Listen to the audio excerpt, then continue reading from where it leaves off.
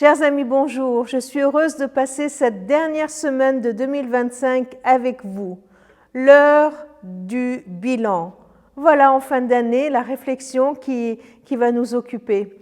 Et pour cela, je vous propose de suivre les lectures qui nous sont proposées par le calendrier Soif de Dieu.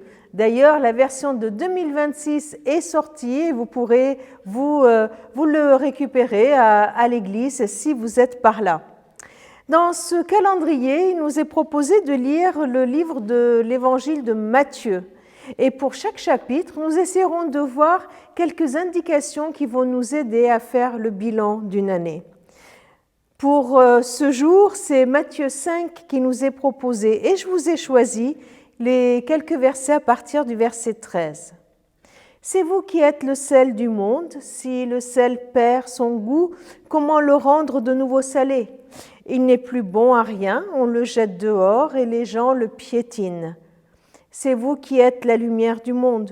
Une ville construite sur une montagne ne peut pas être cachée. On n'allume pas une lampe pour la mettre sous un seau. Au contraire, on la place sur le porte-lampe, d'où elle brille pour tous ceux qui sont dans la maison. C'est ainsi que votre lumière doit briller aux yeux de tous, afin que chacun voie le bien que vous faites et qu'il loue votre Père qui est dans les cieux.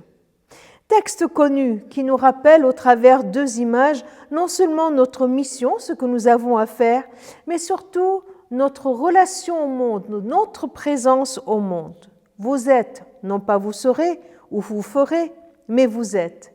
Jésus nous parle là de notre rapport à ce monde. Si le sel donne du goût, conserve et la lumière éclaire, eh bien, le bénéfice de ce que nous sommes, du rôle que jouent les disciples du Christ, n'est pas pour nous-mêmes, mais pour les autres.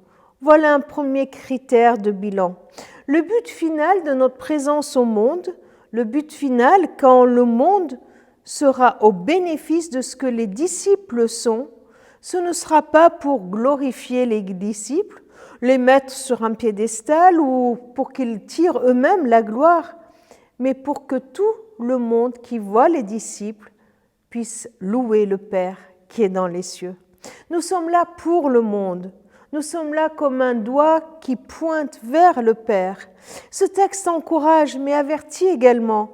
Il n'y a pas de choix possible. Si le sel refuse son rôle comme la lumière qui ne sait plus où se cacher pour ne plus éclairer, le sel est jeté, la lumière ne sert plus à rien. Autant dire que c'est la raison d'être des chrétiens dans ce monde, que par ce que nous sommes et ce que nous faisons, les conséquences, le Père qui est dans les cieux soit loué. Voilà le programme de cette journée. Voilà le programme d'une vie, un critère de choix.